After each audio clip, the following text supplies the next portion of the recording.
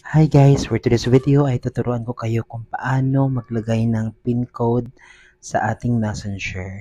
Ayan.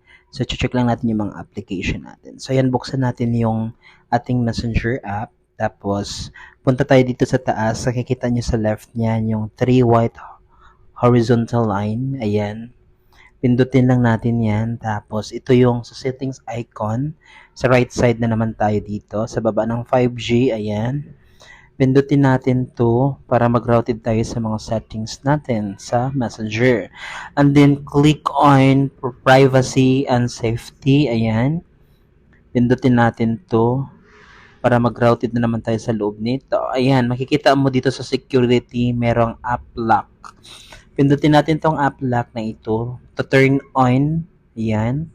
Required Face ID. Tapos maglagay tayo ng PIN code natin dito. Ayan. Tapos, you can choose after I leave Messenger, 1 minute after leaving, then 15 minutes after leaving, or 1 hour. Pero, what's the point, diba? Naglagay tayo ng PIN code para safe yung natin Messenger. So, choose after I leaving the Messenger. Something like that. And then, ayan na, pagbalik natin, naka-on na siya. So, safe na yung Messenger natin. Hindi na siya mabubuksan if ever may manghiram ng phone mo. Okay?